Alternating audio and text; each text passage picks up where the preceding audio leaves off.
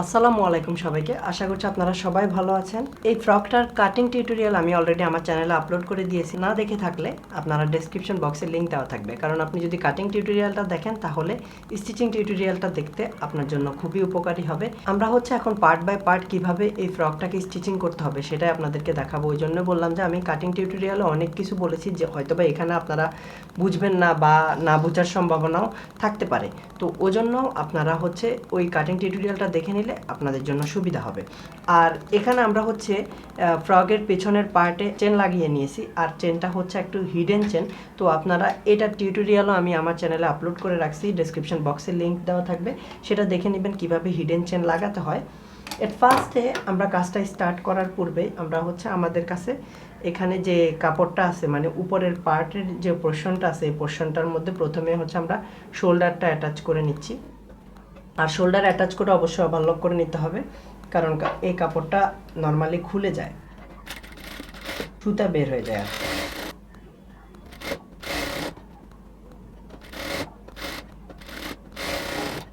ওকে, তো আমরা শোল্ডারটাকে অ্যাটাচ করে নিলাম, বাট নেক্সট আমরা পাইপিং লাগাবো। বাট পাইপিং লাগানোর আগে আমরা শোল্ডারটাকে ওভারলক করে নিয়ে আসবো। আমরা শোল্ডারটাকে খুব সুন্দরভাবে ওভারলক করে নিয়ে আসলাম। ওভারলক করে নেওয়ার পর এটাকে অবশ্যই আমরা সোজা পার্ট থেকে পাইপিং লাগানো স্টার্ট করবো। ওই জন্য পেছনের দিকে যে চেনটা আছে এই চেনটা খুলে নিচ্ছি।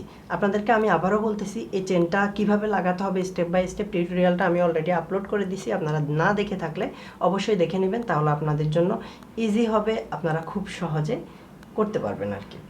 আমি পাইপিংটাকে প্রথমে জয়েন্ট দিয়ে নিচ্ছি, আর জয়েন্টটাও আমরা ঠিক তেরসাভাবে দিব, যেভাবে কাটিংটা করছিলাম ঠিক সেমভাবে জয়েন্টটা দিব, যাতে লাগাতে কোনো রকম কোনো অসুবিধা না হয়। ওকে, প্রথমে আমি পাইপিংটাকে জয়েন্ট করে নিলাম। আর পাইপিংটাকে জয়েন্ট করে নেওয়ার পর পাইপিংয়ের যে জয়েন্টের কাপড়টা আছে এই কাপড়টাকেও আপনি যদি পারেন স্প্রেড করে নেবেন দুই দিকে, তাহলে সুবিধা হবে আপনার জন্য সেলাই করতে। আর দুপাশে যদি দেখা যায় পাইপিং একটু কম বেশি আছে, সেটা কাটিং করে নিতে পারেন। এবার আমরা পাইপিংটাকে এভাবে ডাবল করে নিয়ে তারপরে লাগাবো। পাইপিংটাকে প্রথমে আমি ডাবল করে নিয়ে এদিকে বাড়তি কাপড়টা কাটিং করে নিলাম। পাইপিংটাকে ডাবল করে ধরে একদম সোজা পার্ট থেকে আমরা যেহেতু উল্টা পার্টের দিকে পাইপিংটাকে নিব, তো আমি প্রায় 1/2 ইঞ্চি পরিমাণ স্পেস রেখে পুরো গলাটার মধ্যে ঘুরিয়ে ঘুরিয়ে সেলাই করে নেব। এখন আস্তে আস্তে ধরবো, আস্তে আস্তে সেলাই করব, বাট গলাটাকে আমরা টানবো না। এখানে যদি আমরা পারি পাইপিংটাকে একটু টেনে সেলাই করব, তাহলে ফিনিশিংটা সুন্দর আসবে। আর এই কাজগুলো ধৈর্য সহকারে করতে হবে।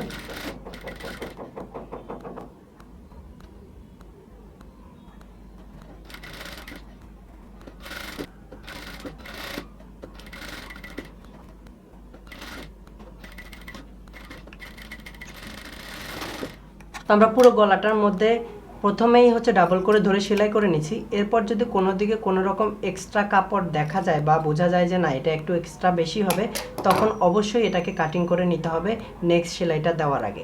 এখন আমরা নেক্সট সেলাইটা দেওয়ার আগে পুরো গলাটা থেকে পুরো গলাটার ভেতরে যদি এক্সট্রা কাপড় থাকে সেগুলোকে ট্রিম করে নেব।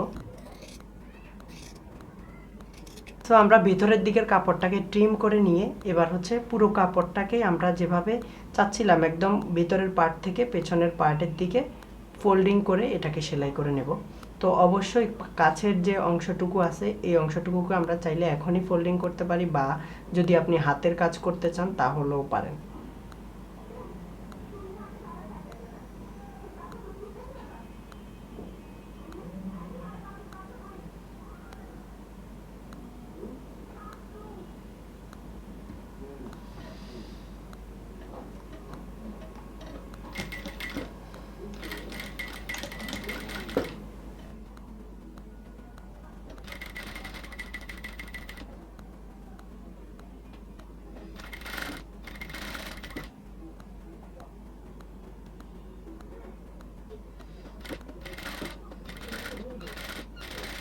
আমরা পুরো গলাটাকে একদম ফোল্ডিং করে নিয়ে সুন্দরভাবে আস্তে আস্তে ধরে ধরে সেলাই করতেছি। এই সেলাইটা করার সময় অবশ্যই দেখতে হবে সামনে এবং পেছনে দোনো জায়গায় সমানভাবে আছে কিনা কাপড়টা।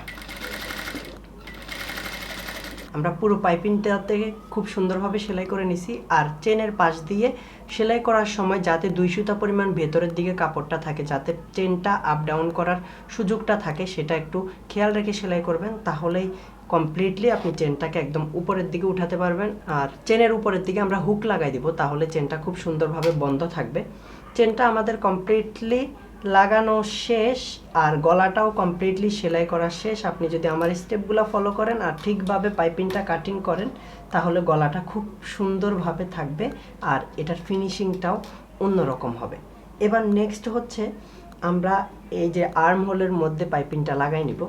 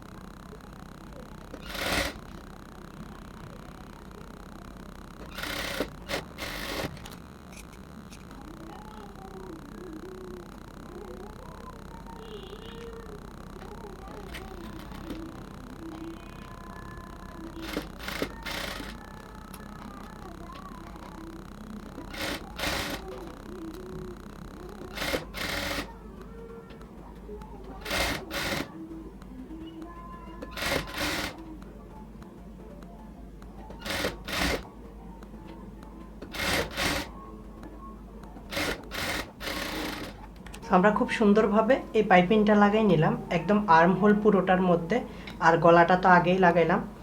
ঠিক সেমভাবে দোনোটা অংশের মধ্যে আমরা পাইপিংটা লাগাই নিছি। এবার আমাদের নেক্সট কাজ হবে বুকের মধ্যে আমরা যে কুচিগুলো বসাবো, কুচিগুলোকে রেডি করে নেওয়া। এখানে 3টা পার্ট আছে, আমাদের এখানে কুচির মধ্যে একটু জয়েন্ট দিতে হবে। তো যতটুকু পরিমাণ আমরা জয়েন্ট দিব, জয়েন্টটাকে আমরা একটু ফোল্ডিং করে জয়েন্ট দিব, যাতে এই জয়েন্টটা থেকে কাপড় বেরিয়ে না আসে।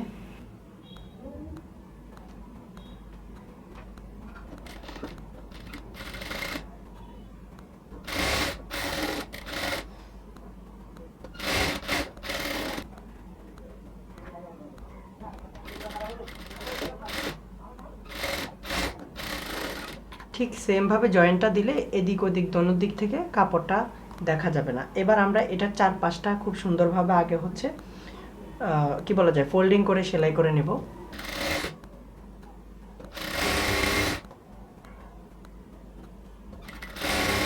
আমরা কুচির কাপড়টার চারপাশে হচ্ছে ফোল্ডিং করে সেলাই করে নিছি। এবার এই কুচিটাকে ধরার জন্য আমরা একদম ছোট ছোট করে এক পাশ থেকে কুচি দিয়ে নেব, যাতে পরবর্তীতে লাগাতে সুবিধা হয়।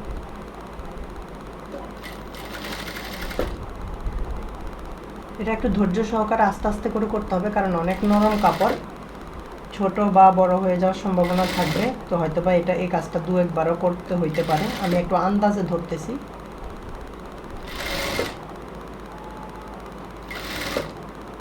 একদম ছোট ছোট কুচি ধরতেছি, কারণ বেশি কাপড় নাই আমাদের কাছে।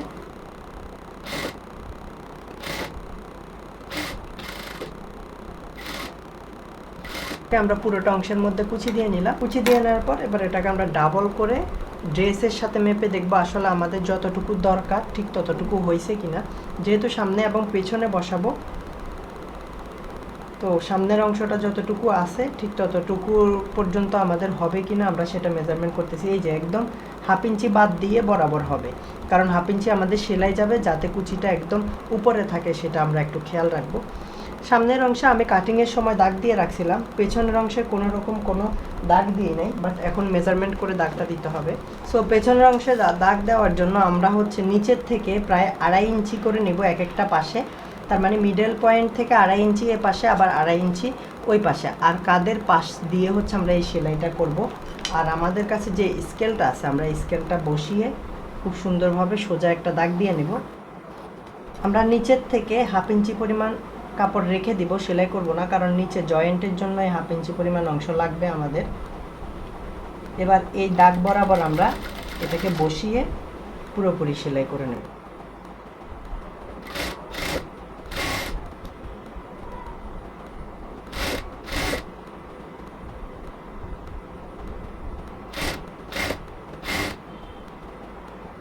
নিচের দিক থেকে ঠিক করে উপরের দিকে যদি এক্সট্রা কাপড় থাকে আমরা সেটাকে উপরের দিকে ফোল্ডিং করে সেলাই করে নেব। আর এক্ষেত্রে আমরা চাইলে একটা কুচি খুলে নিয়ে ওই কুচিটাকে একটু বড় করে ধরে দিলেই এই প্রবলেমটা সলভ হয়ে যাবে, যদি কাপড়টা একটু বড় দেখা যায় নিচের দিকে। এটা হতেই পারে, তো আমরা এখানে একটা কুচি একটু বড় করে দিয়ে দিচ্ছি।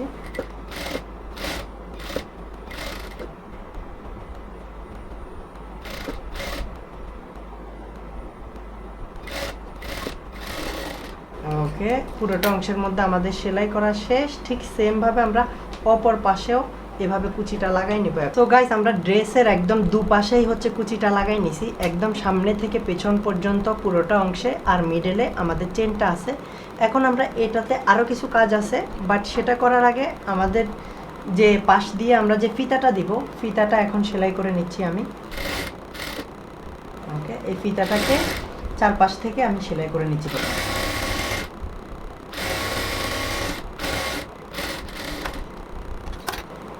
ওকে, এবার হচ্ছে ফিতাটাকে উল্টাই নেব জাস্ট।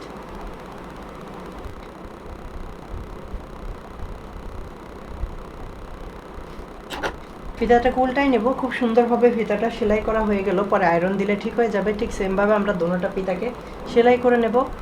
এবার এটা হচ্ছে আমাদের নিচের পোর্শনের জন্য কুচি দিব যে সেই জায়গাটা। এখন আমরা কুচি কতটুকু দিব সেটা কমপ্লিটলি ডিপেন্ড করবে আমাদের উপরে, বাট কুচি দেওয়ার আগে আমি এখান থেকে প্রায় একটু কাপড় কেটে রেখে দিব, কারণ ড্রেসের মধ্যে যে ফুলটা দিতে হবে সেই ফুলের জন্য আমার কাছে এক্সট্রা কোনো কাপড় নাই। তো আমি এখান থেকে এক্সট্রা একটু কাপড় কাটিং করে রাখতেছি। কুচির জন্য যথেষ্ট কাপড় আছে, তো পরবর্তীতে কোনো প্রবলেম হবে না। এই কাপড়টা এক্সট্রা কাটিং করে রেখে দিলাম। এবার এটাকে আমরা প্রথমেই হচ্ছে জয়েন্ট করে নেব, জয়েন্ট করে ওভারলক করে নিয়ে নিব।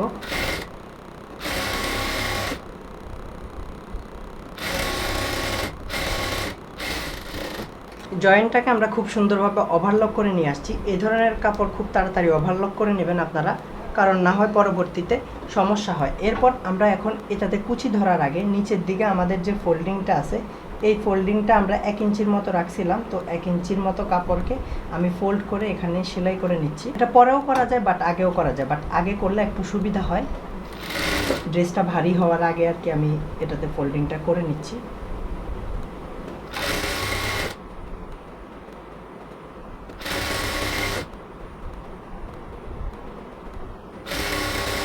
ওকে, নিচে আমরা ফোল্ডিংটা করে নিলাম। এবার আমাদের নেক্সট কাজ হচ্ছে কুচি ধরে নেব, বাট কুচি ধরতে হলে ঠিক কতটুকু পরিমাণ আপনি কুচি ধরবেন বা ঠিক কতটুকু এক্সট্রাভাবে কুচি ধরতে হবে সেটা মেজারমেন্ট করবে আপনার কাপড়ের উপরে। কাপড়টা যদি বেশি থাকে ঘন কুচি হবে, কাপড়টা যদি কম থাকে পাতলা কুচি হবে, সেটা খেয়াল রাখলেই চলবে। তো আমাদের পেটের মাপটা এখানে 13 ইঞ্চি। আমরা এখানে মানে নিজের আন্দাজ মতোই কুচি ধরে যাব পুরোটার মধ্যে।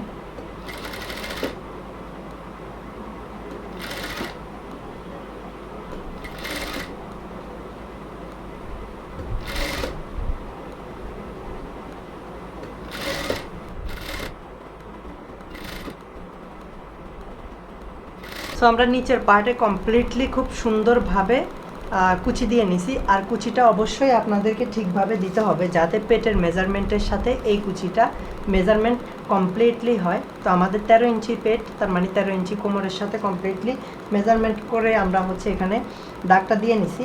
এরপর আমরা হচ্ছে ড্রেসটার বডি সেলাই করব, বাট বডিটা আমাদের ঠিক যতটুকু অংশ ঠিক ততটুকু সেম সমানভাবে আমরা হচ্ছে প্রথমে মেজারমেন্ট করে নিচ্ছি।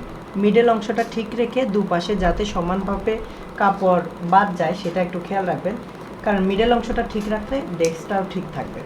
এরপর পেটের মেজারমেন্ট, আমাদের বডিটা ছিল 14 আর পেটের মেজারমেন্টটা হচ্ছে 13। তো আমরা 13 মেজারমেন্ট করে নিচ্ছি প্রথমে। আর পাশে যে আমরা ফিতা দিব, ফিতাটাকে আমি এখানে পিন দিয়ে আটকায় রাখছি, তার মানে আমরা একদম সেলাই করার সময় অবশ্যই মনে করে এই ফিতাটা দিয়ে নেব, না হলে পরবর্তীতে আবার খুলে আবার দিতে হবে। উপরে প্রথমে ঘন সেলাই দিয়ে নিলাম, ফিতাটাকে নিচের দিকে খুব সুন্দরভাবে ধরে 1/2 ইঞ্চি উপরে রেখে তারপর আমরা সেলাইটা করতেছি। ওকে, এবার আমরা পিনগুলো খুলে নিতে পারি, যেহেতু একটা সেলাই দিয়ে নিছি। এক্সট্রা সুতা থাকলে অবশ্যই এক্সট্রা সুতা কাটিং করে নেব। এরপর এখানে আমি আবার ডাবল সেলাই দিয়ে নিচ্ছি। ওকে, ঠিক সেমভাবে আমরা এখন এই পাশের সেলাইটাও দিয়ে নেব। আর ভেতরের দিকের ফিতাটাকে অবশ্যই ঠিক করে নেব সেলাই করার আগে, যেন ফিতাটা সমানভাবে ঠিকভাবে থাকে।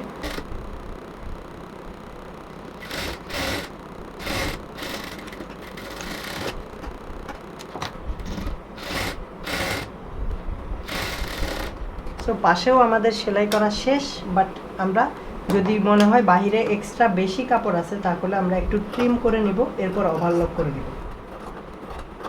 তো আমরা সুন্দরভাবে পাশে ওভারলক করে নিয়ে আসলাম। এবার যেন বাহিরের থেকে ভেতরের এই এক্সট্রা কাপড়টা দেখা না যায়, এই জন্য আমরা এটাকে একটু ফোল্ডিং করে সেলাই করে নিচ্ছি। এটা জাস্ট একটু ফিনিশিংয়ের জন্য, আপনি চাইলে দিতেও পারেন না দিতেও পারেন। দিলে মানে বাহিরে থেকে এই কাপড়টা এক্সট্রা কাপড়টা দেখা যাবে না, না হয় অনেক সময় দেখা যায়। ওকে, তার মানে আমাদের বুকের পার্টটা কমপ্লিটলি সেলাই করা শেষ। এবার এটাকে আমরা সোজা করে নিচ্ছি। সোজা করে নিলে পাশে এই ফিতাটা খুব সুন্দরভাবে দেখা যাবে, পরবর্তীতে এই ফিতাটা বাঁধলে খুব সুন্দর লাগবে ফ্রকটা। এবার আমরা হচ্ছে এই কুচির অংশের সাথে এই অংশটুকু খুব সুন্দরভাবে সেলাই করে নেব। কুচিটাকে আমরা ওই জন্য উল্টা করে নিচ্ছি, যেহেতু উপরের অংশটাকে সোজা করে নিছি। আমরা কুচিটাকে উল্টা করে নিলাম, আর ড্রেসটাকে সোজা রেখেই ড্রেসটাকে হচ্ছে কুচির ভেতরে দিয়ে তারপরে হচ্ছে সেলাই করব এক পাশ থেকে। আর কুচির মধ্যে যে জয়েন্টটা আছে এই জয়েন্টটা একদম আমরা পেছনের দিকে দেওয়ার ট্রাই করব।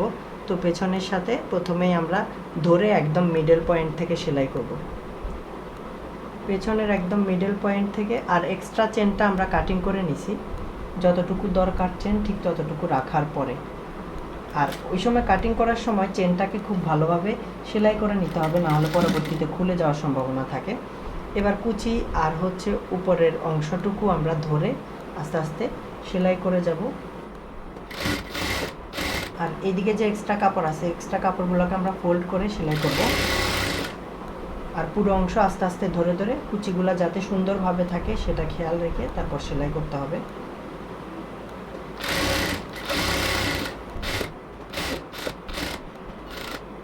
এবার আমরা পুরো কোমরটাকে আবার ডাবল সেলাই দিয়ে নিচ্ছি।